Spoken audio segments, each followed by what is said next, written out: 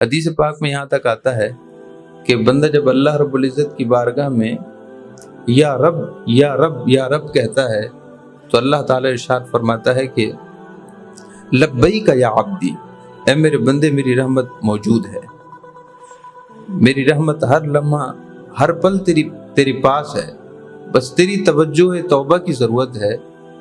تو توبہ، ندامت، شرمندگی اور گناہوں کے سچے احساس سے اگر میری طرف رجوع کرتا ہے تو میری رحمت دور نہیں، میری رحمت تو قریب ہے، تو ہی دور ہو گیا تھا۔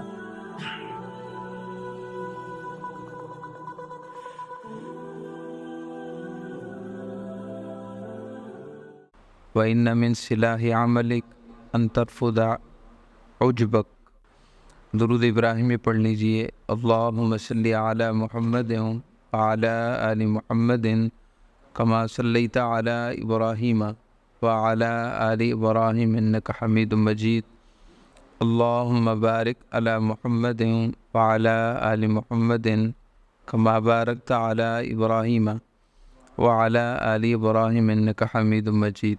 صلی اللہ علی النبی الامی وآلہ واصحابہ صلی اللہ علیہ وسلم۔ صلاۃ و سلام علیک یا رسول اللہ، الصلاۃ والسلام علیک یا رحمۃ للعالمین وعلی آلک و اصحابک یا شفیع المذنبین۔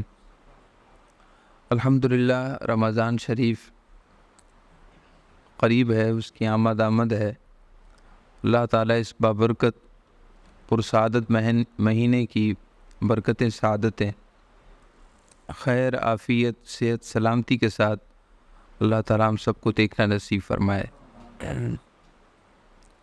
اس ماہ مبارک میں اللہ تعالیٰ کی رحمتوں اور برکتوں کی شان نرالی ہے۔ یہی وجہ ہے کہ از خود ہر شخص، ہر فرد کی عبادت کی طرف توجہ اور اللہ تعالیٰ کی اطاعت اور بندگی کی طرف ذوق پہلے سے بڑھ جاتا ہے۔ جو پہلے سے عبادت پر کمر بستہ ہیں اور نیکی اور بندگی کے راستے پر ہیں، ان کا ذوق تو بالا ہو جاتا ہے، ذوق میں مزید برکت آ جاتی ہے۔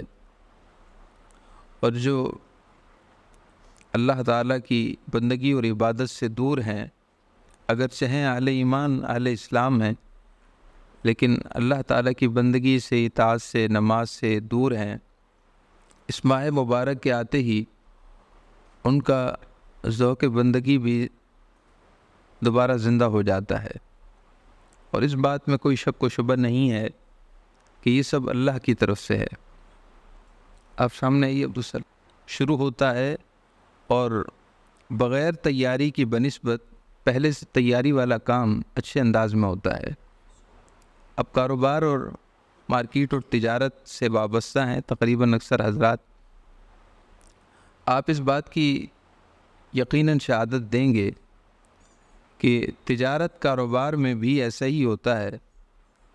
کسی بھی کام کی تیاری، سیزن سے پہلے تیاری، وہ بہت زیادہ کارآمد ہوتی ہے، فائدہ مند ہوتی ہے۔ اور اچانک والا معاملہ، جلد بازی والا معاملہ، وہ کبھی کارآمد ہوتا ہے اور کبھی کارآمد نہیں ہوتا۔ تو اللہ تعالیٰ کی عبادت کا معاملہ بھی نیتوں اور ارادوں کی تیاری کے لیے ضروری ہے۔ نبی کرم صلی اللہ علیہ وسلم کا ارشاد گرامی ہے، نیت المؤمن خیر من عملہ، او کما قال علیہ الصلاۃ والسلام۔ نیت المؤمن خیر من عملہ، مومن کا ارادہ، مومن کی نیت اور اس کا قصد، اس کی سچی نیت، یہ اس کے عمل سے بھی اللہ کے ہاں بڑھ کر ہوتی ہے۔ اس کی وجہ یہ بنتی ہے کہ بعض دفعہ نیت سچی ہوتی ہے، نیت میں کہیں کھوٹ نہیں ہوتا، نیت اور ارادہ کامل ہے، لیکن اس کے باوجود وہ کام اس طرح ہو نہیں سکتا جس طرح نیت ہوتی ہے۔ کسی بھی محرک کا سبب، کسی بھی رکاوٹ کی وجہ سے، کسی بھی معاملے کی وجہ سے نیت اور ارادے کے مطابق، سچی نیت اور ارادے کے مطابق وہ عبادت اس طرح ہو نہیں پاتی، وہ نیکی کا کام اس طرح ہو نہیں سکتا۔ لیکن اللہ رب العزت کی شان رحمت، شان کرم یہ ہے کہ سچی نیت سچے ارادے کی وجہ سے وہ کوئی نہ کوئی ایسا سبب بنا دیتا ہے، کوئی نہ کوئی ایسا ذریعہ اور واسطہ بنا دیتا ہے کہ وہ کام، وہ عبادت، وہ طاعت نہیں بھی ہوتی، مگر اللہ تعالیٰ اس اجر، اس ثواب اور اس پر مترتب ہونے والے فوائد و ثمرات اللہ تعالیٰ عطا کرنے کے اسباب مہیا فرما دیتا ہے۔ ثواب علیحدہ بات ہے، وہ تو یقیناً ہے ہی، ثواب تو یقیناً ہے، نیت پر ہے، لیکن ظاہری اور مادی طور پر بھی ہر عبادت کے ثمرات اور فوائد ہوتے ہیں، اللہ تعالیٰ اس کو بھی اپنے بندے تک پہنچنے کے ذریعے فراہم کر دیتا ہے۔ حضرت سیدنا ابو عبداللہ، کنیت کیا ہے ان کی مجھے اس وقت یاد نہیں ہے، ابو عبداللہ الجوہری، امام یافی رحمۃ اللہ علیہ نے روض الریاحین میں لکھا ہے، ابو عبداللہ جوہری یہ اپنے زمانے کے معروف کبار اولیاء اللہ میں سے تھے۔ آپ فرماتے ہیں کہ حج کا موسم تھا اور میں میدان عرفات میں تھا، اور میدان عرفات میں شب عرفہ کی رات مجھے رات بھر میں عبادت کرتا رہا، اور رات کے آخری تہائی سے مجھے اونگ آ گئی، مجھے نیند آ گئی، اونگ آ گئی۔ خواب میں دیکھتا ہوں کہ آسمان سے 2 فرشتے زمین پر اترتے ہیں۔ ایک فرشتہ دوسرے فرشتے سے پوچھتا ہے کہ اس سال کتنے لوگوں نے حج کیا؟ دوسرا فرشتہ جواب دیتا ہے کہ اس سال 6 لاکھ اللہ کے بندوں نے حج کیا ہے، 6 لاکھ افراد نے حج کیا ہے۔ شروع ہوتا ہے اور بغیر تیاری کی بنسبت پہلے سے تیاری والا کام اچھے انداز میں ہوتا ہے۔ اب کاروبار اور مارکیٹ اور تجارت سے وابستہ ہیں تقریباً اکثر حضرات، آپ اس بات کی یقیناً شہادت دیں گے کہ تجارت کاروبار میں بھی ایسا ہی ہوتا ہے۔ کسی بھی کام کی تیاری، سیزن سے پہلے تیاری، وہ بہت زیادہ کارآمد ہوتی ہے، فائدہ مند ہوتی ہے، اور اچانک والا معاملہ، جلد بازی والا معاملہ، وہ کبھی کارآمد ہوتا ہے اور کبھی کارآمد نہیں ہوتا۔ تو اللہ تعالیٰ کی عبادت کا معاملہ بھی نیتوں اور ارادوں کی تیاری کے لیے ضروری ہے۔ نبی کرم صلی اللہ علیہ وسلم کا ارشاد گرامی ہے، نیت المؤمن خیر من عملہ، او کما قال علیہ الصلاۃ والسلام، نیت المؤمن خیر من عملہ، مومن کا ارادہ، مومن کی نیت اور اس کا قصد، اس کی سچی نیت، یہ اس کے عمل سے بھی اللہ کے ہاں بڑھ کر ہوتی ہے۔ اس کی وجہ یہ بنتی ہے کہ بعض دفعہ نیت سچی ہوتی ہے، نیت میں کہیں کھوٹ نہیں ہوتا، نیت اور ارادہ کامل ہے، لیکن اس کے باوجود وہ کام اس طرح ہو نہیں سکتا جس طرح نیت ہوتی ہے۔ کسی بھی محرک کا سبب، کسی بھی رکاوٹ کی وجہ سے، کسی بھی معاملے کی وجہ سے نیت اور ارادے کے مطابق، سچی نیت اور ارادے کے مطابق وہ عبادت اس طرح ہو نہیں پاتی، وہ نیکی کا کام اس طرح ہو نہیں سکتا۔ لیکن اللہ رب العزت کی شان رحمت، شان کرم یہ ہے کہ سچی نیت، سچے ارادے کی وجہ سے وہ کوئی نہ کوئی ایسا سبب بنا دیتا ہے، کوئی نہ کوئی ایسا ذریعہ اور واسطہ بنا دیتا ہے کہ وہ کام، وہ عبادت، وہ طاعت نہیں بھی ہوتی، مگر اللہ تعالیٰ اس اجر، اس ثواب اور اس پر مترتب ہونے والے فوائد و ثمرات اللہ تعالیٰ عطا کرنے کے اسباب مہیا فرما دیتا ہے۔ ثواب علیحدہ بات ہے، وہ تو یقیناً ہے ہی، ثواب تو یقیناً ہے، نیت پر ہے، لیکن ظاہری اور مادی طور پر بھی ہر عبادت کے ثمرات اور فوائد ہوتے ہیں، اللہ تعالیٰ اس کو بھی اپنے بندے تک پہنچنے کے ذریعے فراہم کر دیتا ہے۔ حضرت سیدنا ابو عبداللہ، کنیت کیا ہے ان کی مجھے اس وقت یاد نہیں ہے، ابو عبداللہ الجوہری، امام یافی رحمۃ اللہ علیہ نے روض الریاحین میں لکھا ہے، ابو عبداللہ جوہری یہ اپنے زمانے کے معروف کبار اولیاء اللہ میں سے تھے۔ آپ فرماتے ہیں کہ حج کا موسم تھا اور میں میدان عرفات میں تھا، اور میدان عرفات میں شب عرفہ کی رات مجھے رات بھر میں عبادت کرتا رہا اور رات کے آخری تہائی سے مجھے اونگ آ گئی، مجھے نیند آ گئی، اونگ آ گئی۔ خواب میں دیکھتا ہوں کہ آسمان سے 2 فرشتے زمین پر اترتے ہیں۔ ایک فرشتہ دوسرے فرشتے سے پوچھتا ہے کہ اس سال کتنے لوگوں نے حج کیا؟ دوسرا فرشتہ جواب دیتا ہے کہ اس سال 6 لاکھ اللہ کے بندوں نے حج کیا ہے، 6 لاکھ افراد نے حج کیا ہے۔ پہلا فرشتہ پوچھتا ہے تو کتنوں کا حج اللہ نے قبول فرمایا؟ 6 لاکھ میں سے کتنے حاجیوں کا حج اللہ کی بارگاہ میں مقبول ہوا ہے؟ تو فرشتہ جواب دیتا ہے، دوسرا فرشتہ پہلے فرشتوں کو جواب دیتا ہے کہ اللہ تعالیٰ نے صرف 6 ہی افراد کا حج قبول کیا ہے، 6 لاکھ میں سے 6 کا ہی حج قبول ہوا ہے۔ کہ وہ جو 6 تھے جن کا حج قبول ہوا ہے، اللہ تعالیٰ نے ہر ایک کے سب کے 1 لاکھ کا حج بھی قبول فرمایا۔ وہ 6 بھی ایسے تھے کہ اللہ تعالیٰ نے ہر ایک کے بدلے 1 لاکھ کا مزید حج قبول فرما دیا ہے۔ اللہ تعالیٰ نے ان کو وسیلہ اور ذریعہ بنا دیا۔ محترم معزز سامعین اکرام، اس روایت سے تو عبداللہ جوہری کی یہ روایت جو امام یافع رحمۃ اللہ علیہ نے روض الریاحین میں لکھی ہے، اور آپ کی جو حکایات ہیں وہ مستند حکایات ہیں، امام یافع رحمۃ اللہ علیہ یمن کے بزرگ ہیں، تو اندازہ فرمائیے کہ اللہ رب العزت وسیلے اور ذریعے کس طرح بناتا ہے۔ نیت سچی ہو، نیت میں کہیں کھرا پن نہ ہو، نیت میں کھوٹ نہ ہو، نیتوں میں خلوص ہو، نیتوں میں کھرا پن ہو، نیتوں میں سچائی ہو، نیت سچی ہو، تو اللہ رب العزت کوئی نہ کوئی ذریعہ، راستہ، وسیلہ بنا ہی دیتا ہے۔ سیدنا امام محمد باقر جو اہل بیت اطہار کے امام میں سے ہیں، سیدنا امام محمد باقر امام جعفر الصادق کے صاحبزادے ہیں اور امام زین العابدین رضی اللہ تعالیٰ عنہ کے پوتے ہیں۔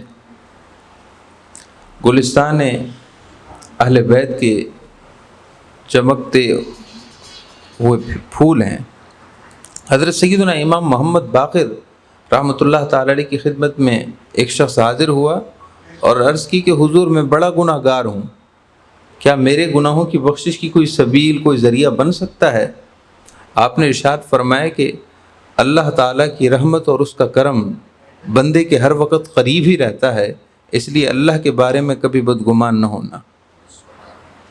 اللہ تعالیٰ کی رحمت، اللہ تعالیٰ کا فضل اپنے بندوں کے قریب سے قریب تر ہی رہتا ہے۔ وَنَحْنُ أَقْرَبُ إِلَيْهِ مِنْ حَبْلِ الْوَرِيدِ کا ایک معنی یہ بھی ہے کہ اللہ تعالیٰ کی رحمت اور فضل اپنے بندے کے بہت قریب ہے۔ بندہ کتنا ہی گناہ گار نہ ہو، گناہ گار کیوں نہ ہو، کتنا ہی گناہ گار کیوں نہ ہو، مگر اللہ رب العزت کی رحمت ہر وقت اپنے بندے کی طرف متوجہ ہوتی ہے۔ حدیث پاک میں یہاں تک آتا ہے کہ بندہ جب اللہ رب العزت کی بارگاہ میں یا رب یا رب یا رب کہتا ہے تو اللہ تعالیٰ ارشاد فرماتا ہے کہ لبیک یا عبدی، اے میرے بندے میری رحمت موجود ہے، میری رحمت ہر لمحہ ہر پل تیری پاس ہے، بس تیری توجہ توبہ کی ضرورت ہے۔ تو توبہ، ندامت، شرمندگی اور گناہوں کے سچے احساس سے اگر میری طرف رجوع کرتا ہے تو میری رحمت دور نہیں، میری رحمت تو قریب ہے، تو ہی دور ہو گیا تھا۔ سیدنا عمر فاروق رضی اللہ تعالیٰ عنہ ارشاد فرماتے ہیں، آپ نے 3 باتیں ارشاد فرمائی ہیں، آپ ان کو غور سے سنیے اور سمجھیے کہ آپ کیا فرماتے ہیں۔ آپ نے سچی توبہ کی تعریف فرمائی ہے کہ سچی توبہ کیا ہوتی ہے۔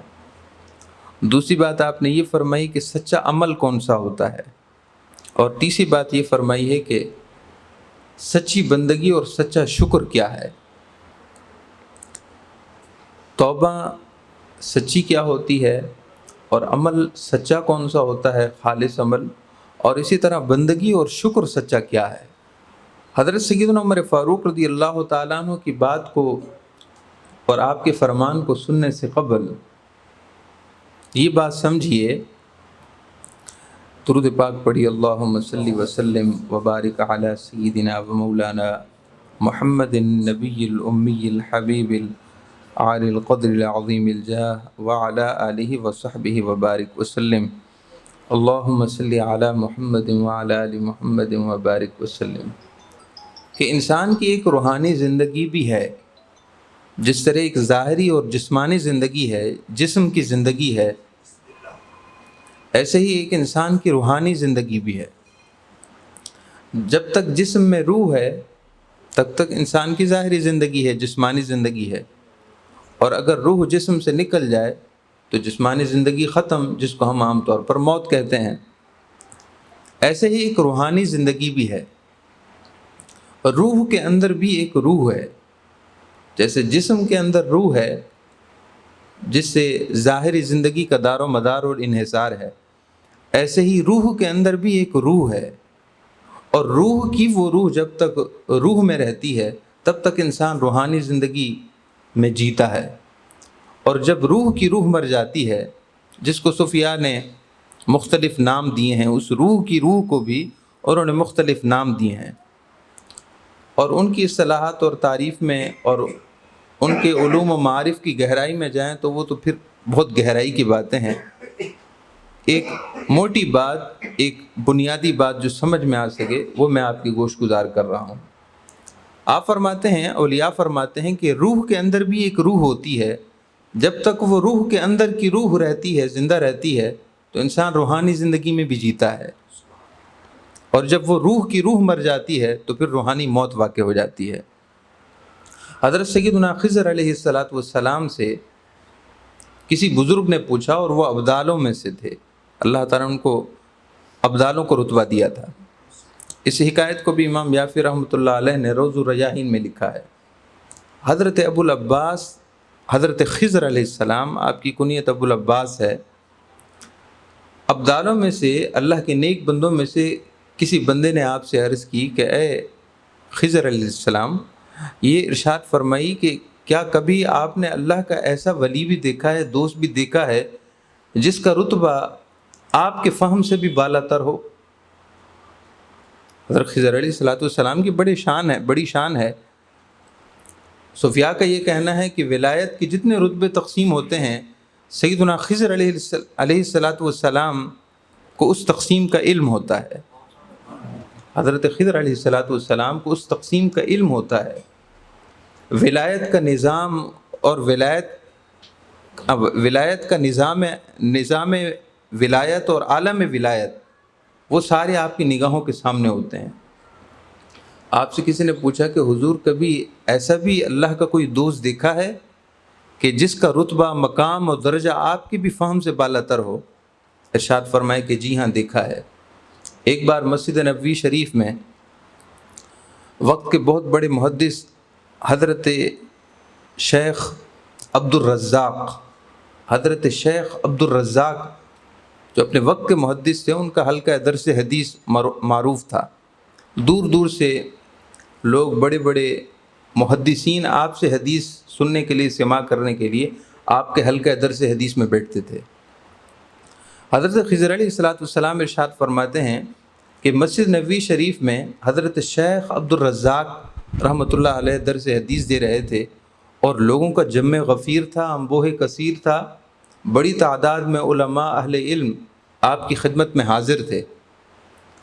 اور میں نے ایک شخص کو دیکھا کہ وہ اس حلقہ درس سے کہیں دور دونوں گھٹنوں کو اٹھا کر اور اپنا سر گھٹنوں میں لیے ہوئے تھا، اپنی دونوں ٹانگوں کو اٹھائے، حلقہ بنائے اور اپنا سر مراقبے میں لیے ہوئے تھا۔ میں نے ان کو دیکھا اور مجھے بڑا تعجب ہوا کہ وقت کے اتنے بڑے محدث جن سے سماع حدیث کے لیے اتنی دور دور سے لوگ آئے ہوئے ہیں، شہروں سے اور ملکوں سے، اور یہ الگ تھلگ بیٹھا ہوا ہے۔ تو میں ان کے پاس گیا اور میں نے کہا کہ اے اللہ کے بندے، شیخ عبد الرزاق کا درس حدیث آپ نہیں سنتے، ان کی حدیث آپ سننا پسند نہیں کرتے، سبھی ان کی حدیث سن رہے ہیں۔ انہوں نے مجھے کچھ جواب نہ دیا۔ میں نے دوبارہ عرض کی۔ جب تیسری بار میں نے ان سے کہا تو انہوں نے اپنا سر اٹھایا اور فرمانے لگے کہ وہ لوگ جو بیٹھے ہیں وہ لوگ عبد الرزاق کی حدیث سن رہے ہیں اور میں خود رزاق کی بات سن رہا ہوں. وہ عبد الرزاق کی حدیث سن رہے ہیں، حدیث کا مطلب بات ہوتا ہے. وہ عبد الرزاق کی حدیث سن رہے ہیں اور میں رزاق کی حدیث سن رہا ہوں. میں رزاق کے بندوں کی بات نہیں سنتا، میں خود رزاق سے باتیں کرتا ہوں. یہ بات کی اور دوبارہ گھٹنوں میں سر لے لیا. پھر میں نے ان سے عرض کی کہ اگر آپ کی بات واقعی سچی ہے، آپ اتنی بڑی بات کر رہے ہیں، بتائیے کہ میں کون ہوں. تو وہ فرمانے لگے کہ اگر فراست مومن ہے تو تم خضر علیہ السلام ہو. فرمانے لگے کہ اگر فراست مومن زندہ ہے، حدیث پاک میں ہے اتقوا فراست المومن، مومن کی فراست سے ڈرو. یعنی مومن کی فراست پر کبھی بدگمان نہ ہونا. سچے مومن کی فراست بڑی شان کی ہوتی ہے. فَإِنَّهُ يَنْظُرُ بِنُورِ اللَّهِ اور كَمَا قَالَ علیہ الصلوٰۃ والسلام، کیونکہ سچا مومن کامل مومن وہ اللہ کے نور سے دیکھتا ہے، اللہ کے نور سے دیکھتا ہے. تو ارشاد فرمائے کہ اگر فراست مومن یعنی مجھ بندہ ناچیز کی صاحب ایمان کی اگر فراست واقعی زندہ ہے تو تم خضر علیہ السلام ہو. سیدنا خضر علیہ السلام ارشاد فرماتے ہیں کہ اس وقت مجھے معلوم ہوا کہ ہاں اللہ کے کچھ دوست ایسے بھی ہیں، اللہ کے کچھ دوست اور کچھ مقرب ایسے بھی ہیں کہ وہ لوگوں کی نگاہوں میں اتنے گم گشتہ ہیں کہ کوئی بھی نہیں جانتا مگر اللہ کے ہاں بڑے رتبے والے ہیں. تو حضرت سیدنا عمر فاروق رضی اللہ تعالیٰ عنہ ارشاد فرماتے ہیں، اچھا وہ بات رہ گئی جو میں عرض کر رہا تھا کہ ایک جسم میں روح ہوتی ہے اور ایک روح کی بھی روح ہوتی ہے. جب روح کی روح زندہ ہوتی ہے تو پھر اس شان والے بزرگ ہوتے ہیں جیسا کہ میں نے ذکر کیا، جن کا نور فراست کا نور زندہ ہوتا ہے، جو فراست کے نور سے دیکھتے ہیں. اور جب اندر کی روح مر جاتی ہے، یہ مرنے کے قریب ہوتی ہے، تو پھر بندہ روحانی طور پر موت کا شکار ہوتا ہے. تو روح کب مرتی ہے؟ سفیان نے لکھا ہے کہ جب گناہ کا احساس ختم ہو جائے، جب گناہ کا احساس ختم ہو جائے اور اپنے گناہ کو بندہ گناہ نہ سمجھے تو سمجھ لے کہ وہ روحانی طور پر مر چکا ہے. جب گناہ کا احساس ختم ہو جائے اور گناہ نہ لگے تو سمجھ لیا جائے کہ یہ شخص مر چکا ہے. روحانی موت اس کی واقعی ہو چکی ہے، روحانی طور پر یہ زندہ نہیں ہے، اگرچہ اپنے آپ کو زندہ میں شمار کرتا ہو. جسمانی طور پر زندہ ہوگا، ہو سکتا ہے صحت مند بھی ہو، توانا بھی ہو، کوئی بھی اس کو طبی اور میڈیکل طور پر کوئی معاملہ نہ ہو، ہر عضو اس کا سلامت ہو، لیکن اولیاء فرماتے ہیں کہ یہ زندہ نہیں ہے، ہماری زبان بھی مر چکا ہے، اس کی موت واقع ہو چکی ہے. کیوں؟ اس لیے کہ اس کو یہی احساس نہیں کہ گناہ بھی ہوتا ہے. محترم معزز سامعین کرام، میں برجستہ یہ بات عرض کرنا چاہتا ہوں کہ ہم سب اس وقت بشمول میرے، ہم سب اس وقت تقریباً روحانی طور پر موت کا شکار ہو چکے ہیں. یعنی جو دنیا کے فائدے کے کام ہو، اگرچہ وہ اللہ کے رسول کی مرضی کے خلاف ہی کر رہے ہوں، ہمیں وہ گناہ محسوس نہیں ہو رہا. شروع میں غلط لگا، پھر کم لگا، اور پھر حالت یہ ہو گئی کہ اب تو بالکل غلط لگتا ہی نہیں ہے. ایک بد نگاہی کرنے والا شخص مسلسل بد نگاہی کرتا ہے، کبھی اس کو برا لگا ہوگا کہ میں غیر محرم خواتین پر میری نظر کیوں پڑ جاتی ہے، غلطی سے پڑتی کیوں پڑ جاتی ہے، نہیں پڑنی چاہیے تھی. اور اب حال یہ ہو گیا کہ جان بوجھ کر قصداً عمداً، اگرچہ وہ یہ کہے کہ میں غیر ارادی طور پر میری نگاہوں سے یہ مناظر گزر جاتے ہیں، مگر وہ غیر ارادی نہیں ہوتے، ارادی ہوتے ہیں. اعلیٰ حضرت قیاس ایسے ہی دیگر مختلف امور تجارت اور کاروباری معاملات، دوسرے کو اذیت دینا ہمارے ہاں کوئی گناہ نہیں ہے. حالانکہ یہ کبیرہ گناہوں میں سے ہے کہ کسی مسلمان کو، کسی بھی انسان کو، کسی بھی جاندار کو تکلیف دینا، اذیت دینا کسی بھی جاندار کو. صحیح بخاری شریف میں ہے، حضور اکرم صلی اللہ علیہ وسلم نے ارشاد فرمایا کہ پچھلی امتوں میں ایک بوڑھی عورت تھی جس نے ایک بلی کو باندھ دیا. اور اس کو کچھ کھانے پینے کو نہ دیا، حتیٰ کہ وہ بھوک اور پیاس کی وجہ سے مر گئی، اللہ تعالیٰ نے اس گناہ کی وجہ سے اس عورت کو جہنم میں پھینک دیا۔ تو کسی بھی جاندار کو اذیت دینے کے بسبب وقوع جہنم کی سزا واقع ہو جاتی ہے، اور یہاں ایک انسان کو اور پھر ایک مسلمان کو بلا وجہ تکلیف دینا اور اذیت دینا کیسے اللہ کی بارگاہ میں قابل مغفرت یا لائق چشم پوشی جرم ہو سکتا ہے؟ تو سیدنا عمر فاروق رضی اللہ تعالیٰ عنہ کی 3 باتیں آپ سنیے۔ آپ ارشاد فرماتے ہیں کہ سچی توبہ کی نشانی یہ ہے، ان من صلاح توبتک ان تعرف ذنبک، تیری سچی توبہ کی نشانی یہ ہے کہ تجھے اپنا گناہ لگے۔ آپ نے یہ نہیں فرمایا کہ گناہ سے معافی مانگ اور گناہوں کی بخشش مانگ، آپ نے پہلی بنیادی بات ہی ارشاد فرمائی۔ جس کو گناہ لگے گا وہ گناہ کو برا جانے گا، جس کو گناہ لگے گا وہ گناہ سے نفرت کرے گا، گناہ کو برا جانے گا، اور جس چیز سے نفرت سچی ہو بندہ آپ اس کو چھوڑ ہی دیتا ہے۔ کبھی کوئی نہ کوئی موقع، کوئی محل، کوئی ذریعہ واسطہ بن ہی جاتا ہے کہ بندہ اس کو چھوڑ دیتا ہے۔ اور جس چیز سے نفرت ہی نہ ہو، اور بندہ جس چیز سے نفرت کرنا ہی نہ چاہتا ہو حالانکہ ہو بری، تو زمانے گزر جائیں گے مگر اس کو کبھی نہیں چھوڑے گا۔ ہمارے ایک دوست ہے یہاں بھی موجود ہے، برا نہ مانے، ایک مثال سے مثال آ گئی کہ مثال کے طور پر کوئی سگریٹ پینے کا عادی ہے، اب اس کو برا ہی نہیں لگتا، دوسرے ساتھی اس کو سمجھائے بھائی چھوڑ دو، یہ اچھی عادت نہیں ہے، آپ کی صحت کے لیے بھی مضر ہے۔ قریب بیٹھنے والے جو 2 صحابہ ہوتے ہیں وہ بھی بعض دفعہ جب نازک طبیعت ہوں تو ان کے لیے یہ اسمیل اور اس طرح کی بو برداشت کرنا تمہارے ساتھ بیٹھنا ایک تکلیف دہ معاملہ ہوتا ہے، لہٰذا تم چھوڑ دو۔ اس کو لاکھ سمجھائیں گے وہ نہیں چھوڑے گا، اس لیے کہ اس کو بری ہی نہیں لگتی۔ لیکن جس دن اسے نفرت آ گئی اور جس دن اس کو یہ احساس ہو گیا کہ یہ اچھی نہیں ہے، میری صحت کے لیے مضر ہے، میرے ساتھ بیٹھنے والوں کے لیے اذیت کا سبب ہے، اور پیسے کا اسراف علیحدہ ہے، چیز بھی اچھی نہیں، پیسے کا اسراف بھی ہے، جب خود نفرت آ جائے گی تو کسی نہ کسی دن چھوٹ ہی جائے گی۔ یہی مثال گناہوں کی ہے۔ گناہوں سے جس شخص کو نفرت ہی نہ ہو، زمانہ گزر جائے گا، وہ بوڑھا ہو جائے گا، کبھی چھوڑے گا نہیں، اور جب نفرت ہو تو کوئی نہ کوئی موقع ایسا بنے گا، ذریعہ واسطہ ایسا بنے گا کہ چھوڑ دے گا۔ سیدنا عمر فاروق رضی اللہ تعالیٰ عنہ ارشاد فرماتے ہیں کہ سچی توبہ کی نشانی یہ ہے کہ گناہ کو گناہ سمجھ، اللہ کی نافرمانی کو نافرمانی سمجھ۔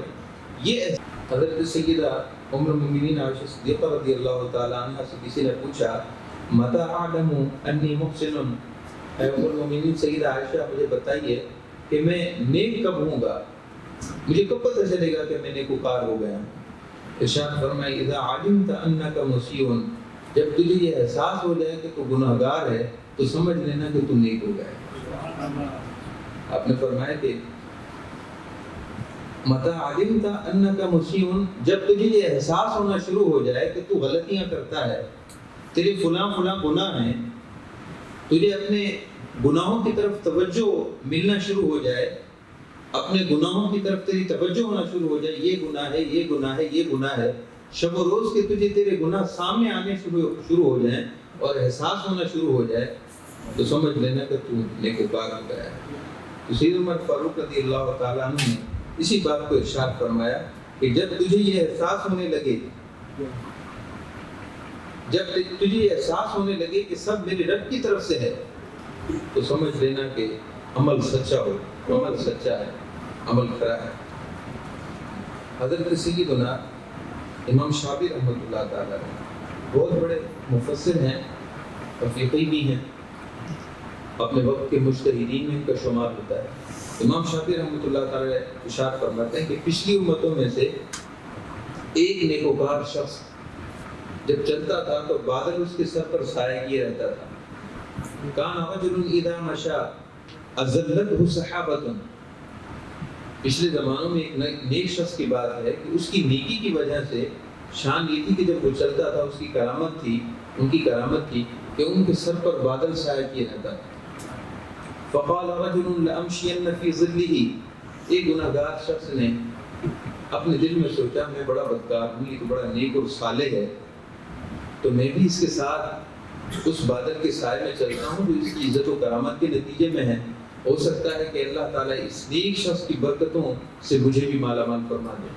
اس میں عاجزی آئی، گناہ کا احساس آیا کہ یہ نیک ہے اور میں بد ہوں، میں گناہ گار ہوں۔ اپنے گناہوں کے اس احساس کو لے کر اور حصول برکت کے لیے وہ اس نیک شخص کے ساتھ چلنے لگا۔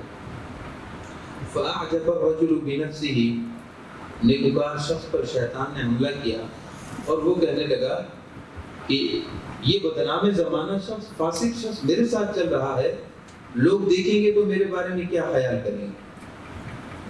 یہ بدنام زمانہ شخص ہے، گناہ گار ہے، فاسق ہے، سبھی کو پتہ ہے کہ یہ فلاں فلاں جرائم میں ملوث ہے، فلاں فلاں اس میں گناہ ہے، جب وہ اس کو میرے ساتھ دیکھیں گے تو مجھ پر میرے بارے میں میری نیکی اور تقوی ختم ہو جائے گا۔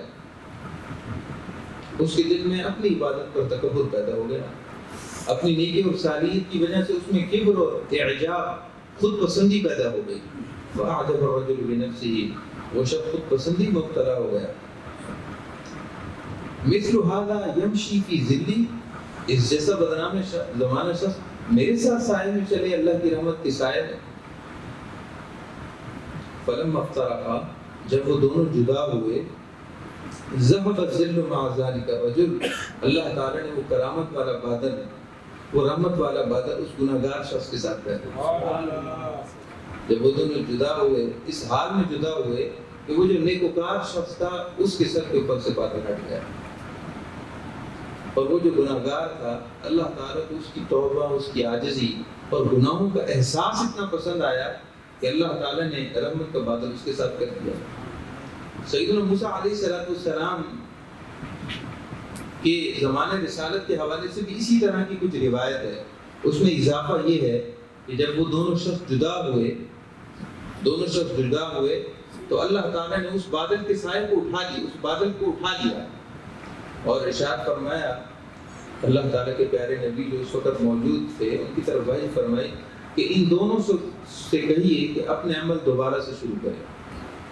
ہم نے نیکوکار شخص کی نیکیاں اس کی خود پسندی کی وجہ سے ضائع کر دی ہیں، ختم فرما دی ہیں، اور اس گناہ گار شخص کی عاجزی اور گناہوں کے احساس کی وجہ سے ہم نے اس کے سارے گناہوں کو دھو دیا ہے۔ ان سے کہیے کہ دوبارہ نئے سرے سے زندگی کا آغاز کریں۔ محترم سامنے کرام، سیدنا عمر فاروق رضی اللہ عنہ ارشاد فرماتے ہیں کہ سچا عمل یہ ہے کہ خود پسندی نہ لاؤ، نماز پڑھو گے، روزہ رکھو گے، صدقہ و خیرات کرو گے، کسی کے ساتھ کوئی بھلائی کرو گے، یہ سمجھنا کہ میرے رب کی توفیق ہے، یہ میرے رب کی عطا ہے، یہ سمجھنا کہ اللہ کے بے شمار احسانات کے مقابلے میں میری ان نیکیوں کا کیا میری نیکیاں کیا مقابل ہیں، اور یہ سمجھو کہ جو کچھ ہے سب اللہ کی طرف سے ہے، اور پھر یہ دیکھو کہ تمہارا عمل اگر اللہ کی بارگاہ میں پیش ہو گیا تو خود اپنی آنکھ سے دیکھو کہ اس میں کتنے نقص ہیں، کتنی خرابیاں ہیں۔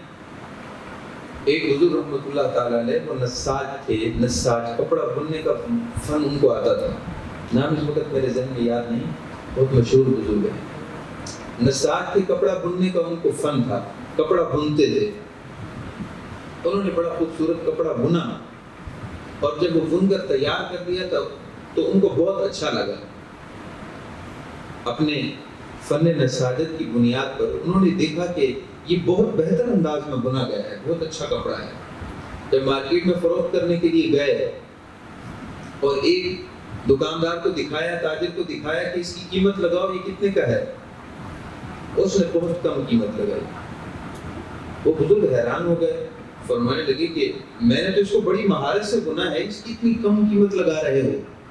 وہ کہنے لگا کہ حضور آپ ناراض نہ ہوں، اس میں کچھ خرابیاں ہیں، اور اس نے کچھ خرابیاں گننا شروع کی۔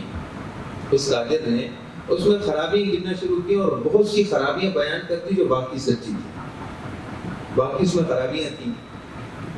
تو وہ بزرگ زاروں قطار رونا شروع ہو گئے، اتنا روئے کہ دکاندار کو، اس تاجر کو رحم آ گیا اور کہنے لگا کہ حضور آپ پریشان نہ ہوں، آپ غم زدہ نہ ہوں، جو قیمت آپ لگائیں گے وہ میں آپ کو دینے کے لیے تیار ہوں، آپ کیوں پریشان ہو گئے، میری بات کی وجہ سے آپ کی دل آزاری ہوئی ہے، میں معافی چاہتا ہوں، اس کی وہی قیمت ہوگی جو آپ لگائیں گے، آپ مجھے معاف فرما دیں۔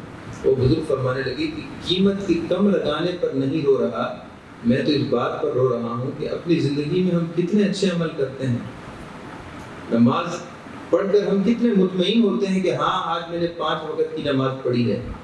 بعض دفعہ فجر کی نماز اگر ہم باجماعت پڑھ لیں 5 دفعہ رمضان کے علاوہ تو ہم کتنا خوش ہو رہے ہوتے ہیں، آج تو میں نے باجماعت نماز پڑھی ہے، آج تو میں سحری میں اٹھ گیا تھا، آج تو شب برات کی صبح میں نے نماز بھی پڑھی ہے اور تہجد بھی پڑھی ہے اور تکبیر اولیٰ کے ساتھ کتنا خوش ہو رہے ہوتے ہیں۔ فرمانے لگے کہ زندگی میں ہم کتنی نیکیاں ایسے کرتے ہیں جو ہماری نگاہوں میں اچھی ہوتی ہیں، قیامت کے دن اللہ کی بارگاہ میں پیش ہوں گی، جو علامہ الغیوب ہے، نہ جانے کیا بنے گا۔ آج ایک کپڑا جو ایک ماہر کے پاس گیا تو اس نے کئی خرابیاں اس میں بیان کر ڈالی۔ ہماری ان باتوں کا کیا حال ہوگا جو درجات اور مراتب میں وفوق کل ذی علم علیم، ہر صاحب علم، ہر صاحب معرفت کے اوپر ایک عارف موجود ہے۔ یقیناً ہم سے اچھی نماز ہمارے پیر و مرشد کی ہوگی، اور ہمارے پیر و مرشد سے بھی بہتر اور اچھی نماز ان کے پیر و مرشد کی ہوگی، اور پھر سلسلہ یوں ہی چلاتے رہیں، سارے مسلمانوں سے پڑھ کر اللہ کے اولیاء اور اللہ کے نیک بندوں کی نمازیں پڑھ کر ہیں، اور پھر انبیاء کی نمازیں سب سے بڑھ کر ہیں، اور پھر انبیاء میں بھی سب سے بہتر عبادت، سب سے حسین نماز اور عبادت وہ سرکار دو عالم صلی اللہ علیہ وسلم کی، آپ سے بڑھ کر کسی کی عبادت نہیں ہے۔ تو ہر عبادت کے اوپر ایک عبادت ہے، اللہ کی بارگاہ میں پیش ہوں گی تو کیا حال ہوگا، وہ اس پر رو رہے ہیں۔ محترم صاحب اکرام بات کو مکمل کرتے ہیں، سیدنا عمر فاروق ارشاد فرماتے ہیں سچی توبہ کی نشانی یہ ہے کہ اپنے گناہوں کا احساس کرو، گناہ کو گناہ سمجھو، چوری کرتے ہو چوری کو چوری سمجھو، کسی کے ساتھ چیٹنگ کر رہے ہو، دھوکہ دے رہے ہو تو اس کو اپنی جگہ اور اپنے آپ کو اس کی جگہ رکھ کر دیکھو تو کبھی بھی گوارا نہیں کرو گے کہ یہ کام ہمارے ساتھ ہوتا۔ تو جو کام تم اپنے ساتھ گوارا نہیں کرتے وہی دوسرے کے ساتھ کر رہے ہو، یہ دھوکہ نہیں تو اور کیا ہے؟ اپنے لیے وہ کام پسند نہیں کرنا چاہتے، وہ کام ہے یا وہ بات ہے یا وہ طریقہ ہے، وہ رویہ ہے، وہ کام کا طریقہ ہے، انداز ہے، اپنے لیے پسند نہیں کرتے اور وہی کام دوسرے کے لیے کر رہے ہو۔ آپ صلی اللہ تعالیٰ علیہ وسلم نے ایک بار ایمان کی حقیقت ارشاد فرماتے ہوئے سینے پر ہاتھ رکھا اور ارشاد فرمایا کہ سچا ایمان یہ ہے، کامل ایمان یہ ہے کہ جو اپنے لیے پسند کرتے ہو وہی اپنے مسلمان بھائی کے لیے پسند کرو۔ تو گناہوں کا احساس یہ ضروری ہے۔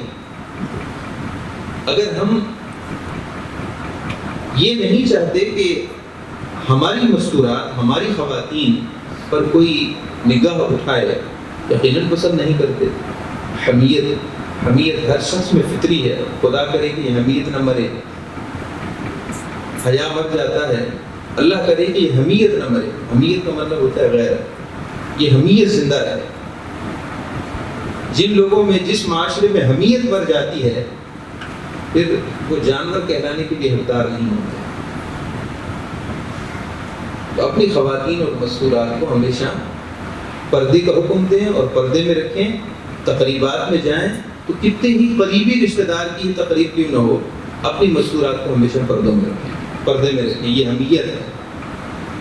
جیسے جیسے معاشرہ چل رہا ہے یہ حمیت ختم ہو رہی ہے۔ مرد و زن کی اختلاط کی تقریبات کو لوگ اپنے خاندانوں میں جائز سمجھنے لگے ہیں۔ کوئی اجنبی مرد تو نہیں ہے۔ ارے بھائی، کیا آپ کی نگاہ میں اجنبی کون ہوتا ہے؟ اجنبی غیر محرم وہی ہے جس سے نکاح ہو سکے، جس سے شریعت نے نکاح کو جائز رکھا ہے، وہ سارے غیر محرم ہیں اور اجنبی ہیں۔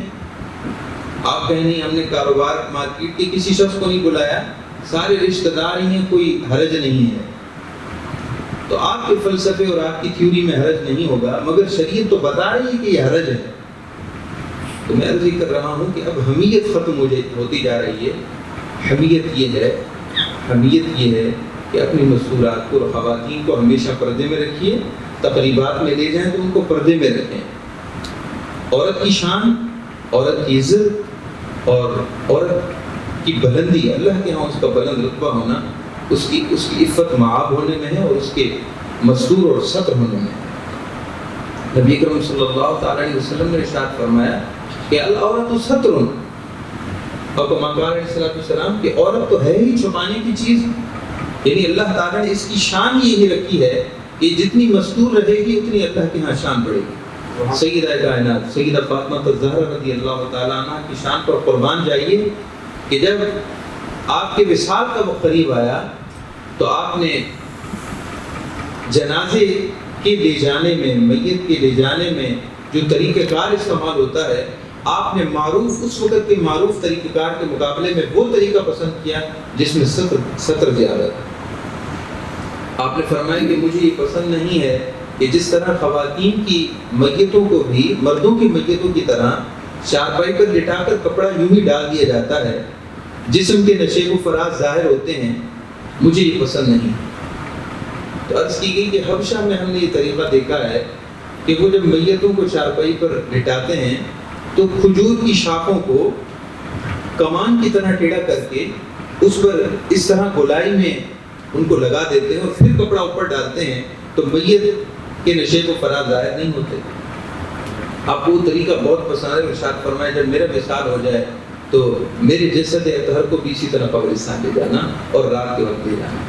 جن کی شان یہ ہو کہ جو اس دنیا سے ظاہری طور پر پردہ فرما ہو جانے کے بعد بھی ستر کو اتنا محبوب رکھتے ہوں، پسند کرتے ہوں، تو ان کے چاہنے والے، ان کے ماننے والے، ان سے نسبت رکھنے والے اور ان سے تعلق رکھنے والی خواتین و مستورات کو بھی چاہیے کہ اپنے آپ کو ستر میں رکھیں تاکہ نسبت کامل ہو۔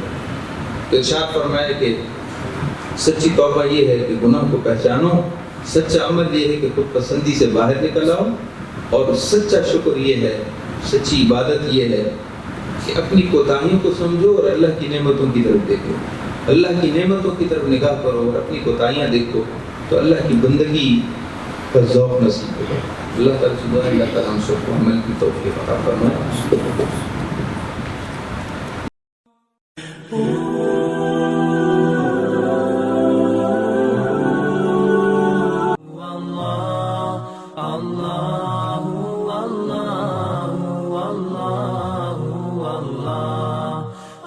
وفاداری انسان کا در امتیاز ہے۔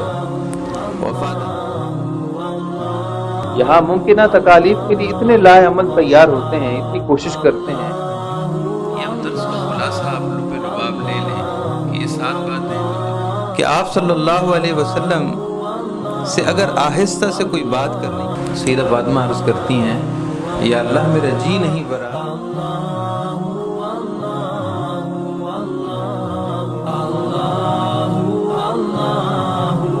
حدیث صحیح ہے کہ آپ صلی اللہ علیہ وسلم نے ارشاد فرمایا کہ